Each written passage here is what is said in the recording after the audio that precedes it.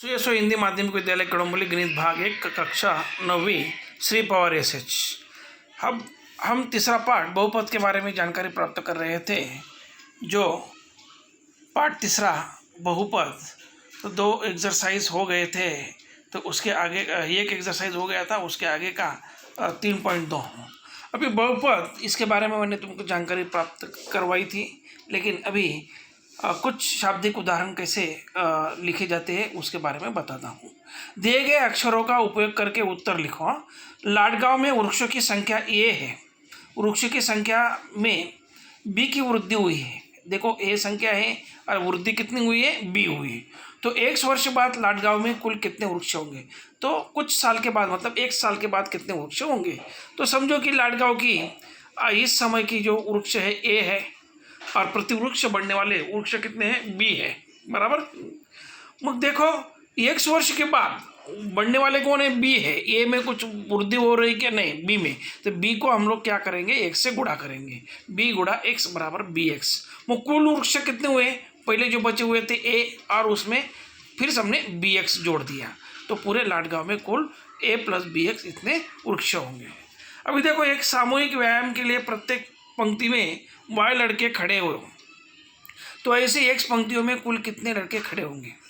अब व्यायाम करने वाली पंक्तियां हैं, जो पंक्ति में खड़े लड़के y है, कुल पंक्तियां x है, और आपको मालूम है कुल पंक्तियां और कुल लड़के, पंक्ति में खड़े लड़के, इनका गुणा करेंगे तो हमको सामूहिक व्यायाम में कुल कितने लड़के खड़े थे वो निकलेगा, और वो है एक्स वाई लड़के, y गुणा x। ये एकदम आसान उदाहरण है। तो आगे का 2 अंक वाली किसी संख्या में इकाई और दहाई के स्थान वाले अंक क्रमशः यम तथा यन है, तो वह संख्या दर्शाने वाला बहुपद कौन सा है? अभी पहले इकाई का अंक यम मानो और दहाई का अंक यन मानो। इकाई के अंकों को हम लोग 1 से गुणा करेंगे तो यम ही आएगा, और दहाई का अंक आपको मालूम, इकाई, दहाई, शतक ऐसा जो होता है, यूनिट, 10 और 100 ऐसा होता है। तो यन को 10 से गुणा करेंगे तो क्या होगा, 10 यन हो जाएगा, और वह संख्या है 10 यन प्लस यम। देखो यम इकाई का अंक है और यन दहाई का अंक है, इसलिए 10 से गुणा किया है और वो संख्या दी गई है। अभी निम्न के बहुपदों को जोड़ो। अब बहुपदों को कैसा जोड़ना है, तो पहले अभी देखो हल किया है। पहला उदाहरण, पहला x का घन माइनस 2x वर्ग माइनस 9 प्लस 5x का घन प्लस 2x प्लस 9, इनको जोड़ना है। तो उसके बीच में जोड़ का चिन्ह डाला हुआ है। पहले कोष्टक हल करो, पहला कोष्टक हल करने के बाद वैसे का वैसे रहेगा, x का घन वजा 2x वर्ग माइनस 9। लेकिन इस देखो दूसरे कोष्टक के बाहर धन चिन्ह है, तो धन चिन्ह रहेगा तो कोष्टक के अंदर के चिन्ह बदलते नहीं हैं, और ऋण चिन्ह रहेगा तो सारे चिन्ह बदल जाएंगे। लेकिन धन है तो वही चिन्ह रहेंगे अंदर वालों के। तो अंदर वाला का 5x का घन है, उसको कोई चिन्ह नहीं था, मतलब धन ही रहेगा। 2x का धन चिन्ह वैसा ही रहेगा, और 9 का वही रहेगा। मैं कोष्टक सरल किया पहले। अभी क्या करेंगे, जो उनके घातांक है समान घातांक वाले एक जगह पे कर लेंगे। अभी x का घन और 5x का घन एक जगह पे लिख लिया, फिर वर्ग वाले एक जगह पे लिख लिया, वजा 2x वर्ग, दूसरा कोई है क्या, नहीं है, तो वो अकेला रहेगा। फिर 2x वाला मुझे घातांक का उतरते क्रम से लिख लेना है, वो 2x वाला भी एक ही है, लेकिन जो अचर पद है -9 और +9 वो भी लिख लिया।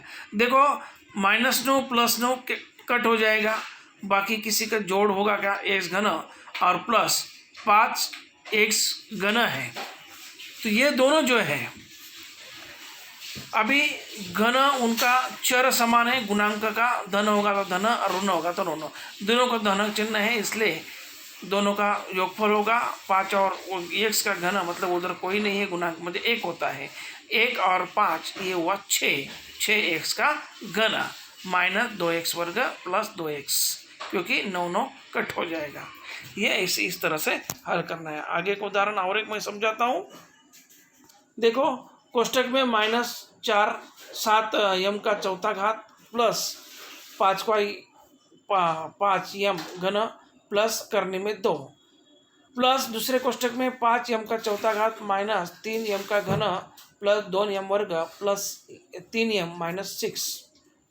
अभी कोष्टक हल करो, वैसा ही जो ऊपर किया था वैसा ही कोष्टक हल किया, चिन्ह बदलेंगे नहीं, वैसे के वैसे रहेंगे क्योंकि दूसरे कोष्टक के बाहर धन चिन्ह है, पहले कोष्टक का वैसे का वैसे का। उसके बाद मैंने जो कहा था, जो घातांक जो है समान घातांक वाले एक जगह पे लिख लिया, -7m का चौथा घात प्लस 5 का m का चौथा घात प्लस 5m का घन माइनस 3m का घन प्लस 2m वर्ग प्लस 3m माइनस 6 प्लस करने में 2। अभी जो समान चर वाले उनके गुणांक का योगफल करेंगे, -7 और +5 दोनों को भिन्न चिन्ह है, बड़ी संख्या में से छोटी संख्या पहले घटाना है, 7 में से 5 को घटाया 2 आता है, बड़ी संख्या का चिन्ह ऋण है, ऋण दे दिया मुझे, ऋण 2m का चौथा घात 5m घन और ऋण 3m घन। देखो उनको भी दोनों को भिन्न चिन्ह है, बड़ी संख्या 5 है, 5 में से 3 को घटाया 2 आता है और बड़े का चिन्ह धन है, इसलिए 2m का घन। और देखो उसके बाद 2m वर्ग वैसे के वैसे लिखेंगे, फिर प्लस 3m वैसा एक वैसे लिखेंगे, -6 और प्लस करने में 2 वैसे लिखेंगे क्योंकि उनको हम लोग जोड़ नहीं पाते हैं। फिर आगे देखो वजा -2m का चौथा घात बराबर है प्लस 2m का घन भी बराबर है, लेकिन सब उतरते 2m वर्ग प्लस 3m -6 प्लस करने में 2 ऐसा हो गया। अभी तीसरा उदाहरण जो है इसी तरह का है, लेकिन 3 कोष्टक दिया गया है, तो वो तुम लोग हल करो। आगे का प्रश्न क्रमांक 3,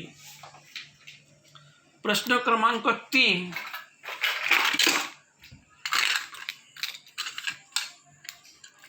प्रश्न क्रमांक 3 में पहले बहुपद में से दूसरा बहुपद घटाओ। अभी पहले जोड़ा था, अभी घटाना है। देखो सिर्फ पहली बहुपद लिख लिया, x वर्ग माइनस 9x प्लस करने में 3 माइनस दूसरे कोष्टक में -19x प्लस करने में 3 प्लस 7x वर्ग है। देखो कोष्टक के बाहर ऋण चिन्ह है, पहला कोष्टक वैसे का वैसे रहेगा, x वर्ग -9x प्लस करने में 3, और ये जो दूसरा कोष्टक है, कोष्टक के बाहर ऋण चिन्ह है तो कोष्टक के अंदर के सारे चिन्ह बदलेंगे। ऋण 19x का क्या होगा, धन होगा, और दोनों 19x माइनस करने में 3 माइनस अभी 7 का क्या होगा, धन और ऋण हो जाएगा 7x वर्ग। वैसे ही ऊपर जो हमने किया था वैसा ही समान चर वाले एक जगह पे लिख लिया, x वर्ग -7x वर्ग -9x प्लस 19x प्लस करने में 3 ऋण करने में 3 करने में 3 प्लस और माइनस वो दोनों कट हो जाएंगे, और x वर्ग -7x वर्ग मतलब बड़ी संख्या में से 7 है, उसमें से 1 घटाया 6 आएगा, बड़ी संख्या का चिन्ह ऋण 6x वर्ग प्लस -9x और प्लस 19x मतलब 10x, और वो कट हो जाएगा। ये ऐसा घटाना है। दूसरा भी सेम है, वैसा ही घटाना है, वही प्रक्रिया है, कुछ नहीं, सिर्फ कोष्टक के बाहर ऋण चिन्ह है, वो अंदर के चिन्ह बदलना है। अभी चौथा उदाहरण देखो, निम्नलिखित बहुपदों का गुणन करो। अभी हमने जोड़ा घटाया, अभी गुणा करना है। गुणा करते वक्त देखो पहला बहुपद 2x गुणा x वर्ग माइनस 2x माइनस 1, इसका अर्थ होता है 2x जो कोष्टक के हर एक पद को गुणा है, वो 2x गुणा x वर्ग ऋण चिन्ह, क्योंकि 2x को धन ही चिन्ह है इसलिए अंदर का चिन्ह ही वही आएगा, ऋण 2x गुणा 2x ऋण 2x गुणा 1। अभी गुणा करो, जब हम लोग गुणा करते हैं तो गुणांक का गुणा होता है, x वर्ग का 2x गुणा x वर्ग मतलब देखो x वर्ग का गुणांक 1 है और 2 का गुणांक 2 है, 2 1 2 आएगा, और x जो है इसका घातांक 1 है और उसका 2 है, उसको जोड़ा जाता है। x के घातांक के नियम आपने 8वीं में अध्ययन किया है। तो 2x का घन ऋण 2 गुणा 2 4, और x का घातांक 1 और x का घातांक 1, और 1 और 1 हुआ 2, और -2x गुणा 1 मतलब -2x। इस तरह से ये गुणा करना है। अभी देखो 2 कोष्टक है, x का 5वां घात -1 गुणा x का घन प्लस 2x वर्ग प्लस 2।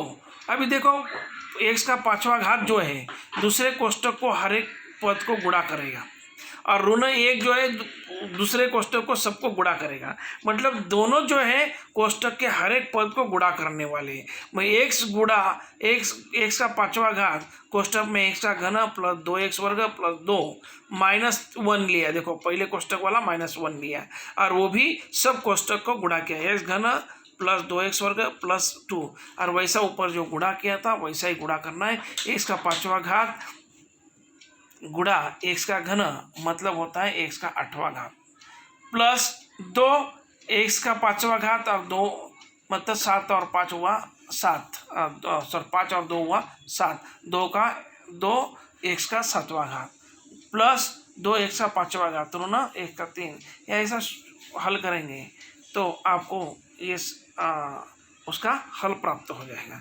तीसरा भी उदाहरण वैसा ही है। आगे पहले बहुपद में से दूसरे बहुपद से भाजन करके अपना उत्तर भाज्य बराबर भाजक गुणा भागफल प्लस शेषफल के रूप में लिखो।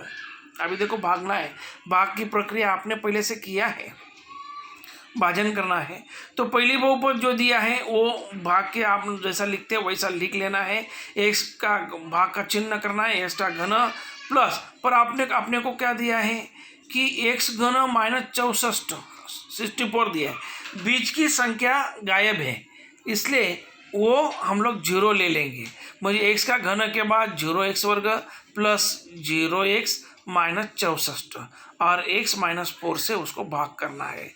अब ऐसा लिखने के बाद आप लोग पहला x का घन के बारे में सोचेंगे और इधर जो भागने वाला जो x है उसके बारे में सोचेंगे। तो ऐसी कौन सी संख्या है जहाँ पे x घन आएगा ये सोचना है। तो ऊपर x वर्ग, देखो ये चिन्ह के ऊपर एक लिखा है x वर्ग लिया मैंने, x वर्ग और x कितना होता है, x घन होता है। मैं x वर्ग से x को गुणा करो तो x घन आ गया, बराबर है धन, और फिर x वर्ग से ऋण 4 को गुणा करेंगे तो क्या आएगा 4x वर्ग, ऋण 4x वर्ग। अभी आपको मालूम है बाकी की संख्या कुछ नहीं है, उतना ही हमने भाग किया है। फिर x घन और x घन हम लोग भाग करते हैं तब हम लोग उसको घटाते हैं, इसलिए घटाते वक्त हम लोग नीचे वालों के चिन्ह बदलते हैं। और नीचे का x का घन का चिन्ह कौन सा है, ऋण, 4x वर्ग का चिन्ह कौन सा है, ऋण, म्हणजे ऋण का होगा धन और धन का होगा x क्यूब का घन, धन का होगा ऋण। आप भाग के नीचे ऋण चिन्ह दिया है वो नहीं देखने का, सिर्फ x घन को ये धन चिन्ह है और ऋण हुआ, और x घन कट हो जाएगा और 0x वर्ग प्लस 4x वर्ग मतलब 4x वर्ग होगा प्लस ये आगे के जो पद है वो नीचे उतारना है। फिर 4x से गुणा करना है, 4x से क्यों, क्योंकि 4x वर्ग आया है। ऐसी कौन सी संख्या है कि जहाँ पे 4x वर्ग आएगा, 4x है, 4x से x को गुणा करेंगे 4x वर्ग आएगा और ऋण 16x आएगा, और फिर चिन्ह बदलो 4x वर्ग कट हो जाएगा, 0x और 16x मतलब होगा 16x ऋण 64, और फिर बाद में सिर्फ 16 से गुणा करेंगे तो -16x -64 चिन्ह बदलो और फिर शेषफल 0 आएगा, और इसलिए ये बहुपद का उत्तर हो गया। ऐसे दूसरा तीसरा उदाहरण करना है, क्योंकि अभी छठवां उदाहरण थोड़ा अलग है। देखो निम्नलिखित जानकारों को पदावली के रूप में लिखो, पदावली को सरल करो। किसी आयताकार खेत की लंबाई 2x वर्ग प्लस 3b वर्ग मीटर और चौड़ाई a वर्ग प्लस b वर्ग मीटर है, तो किसान ने उस खेत के a वर्ग माइनस b वर्ग मीटर भुजा वाले वर्गाकार जगह में घर बनाया, बचे हुए खेत का क्षेत्रफल ज्ञात करो। अभी देखो एक खेत है, आयताकार है, उसकी लंबाई दी गई, चौड़ाई दी गई है, और उसने एक वर्गाकार म्हणजे इंग्लिश में उसको स्क्वायर कहते हैं, म्हणजे चारों बाजू उसकी समान होती है, ऐसा एक घर बनाया है। तो उसका कहना है कि वो जो घर छोड़कर बचा हुआ खेत कितना बचा हुआ है। पहले हम लोग क्या करेंगे, पूरा खेत का क्षेत्रफल ज्ञात कर लेंगे। वो पूरा खेत का क्षेत्रफल मतलब लंबाई गुणे चौड़ाई, मतलब लंबाई कितनी दी है 2a वर्ग प्लस 3b वर्ग, और चौड़ाई कितनी है a वर्ग प्लस b वर्ग, और इनको ये हुआ खेत का क्षेत्रफल। आगे क्या बोला उसने, वर्गाकार स्थान पर बने घर की जगह का क्षेत्रफल। वर्ग का क्षेत्रफल आपको मालूम है भुजा का वर्ग, भुजा कितनी दी गई है, ए वर्ग माइनस बी वर्ग दी गई है, उसमें दिया गया है जो ए वर्ग माइनस बी वर्ग उदाहरण में दिया गया है, मग उसका वर्ग किया है।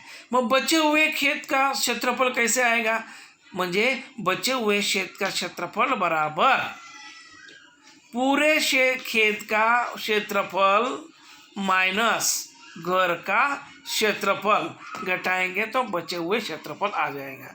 मग बचे हुए खेत का क्षेत्रफल बराबर पूरे खेत का क्षेत्रफल हमने ऊपर निकाला था वो लिखा, माइनस घर का क्षेत्रफल ऊपर दिया है, ए वर्ग माइनस बी वर्ग कोष्टक का वर्ग मतलब 2 बार लिखेंगे, ए वर्ग माइनस बी वर्ग गुणा बी ए वर्ग माइनस बी वर्ग। अभी गुना करना है, वो प्रक्रिया आपको करना है। 2a वर्ग से पूरे कोष्टक के ए वर्ग प्लस बी वर्ग को गुणा किया, फिर 3b वर्ग में से ए वर्ग प्लस बी वर्ग को गुणा किया, इधर भी माइनस ए वर्ग से ए वर्ग माइनस बी वर्ग को गुणा किया और फिर बी वर्ग से उसको गुणा किया। नहीं तो आपको मालूम है वो सूत्र है ए माइनस बी और ए माइनस बी, तो पहले पद का वर्ग 2 गुणा दोनों का गुणा 2 पदों का गुणा और लास्ट पद का वर्ग, ये भी एक सूत्र यहाँ पे उपयोग में किया गया है और ऐसा लिखा है। और इस तरह से आप वो कैलकुलेशन करके ये बचे हुए क्षेत्रफल आप ज्ञात कर सकते हैं। अभी 3.3 अब 3.2 खत्म हो गया और 3.2 जो है 3.3 जो है वो उसके बाद के वीडियो में आपको बताऊंगा। धन्यवाद।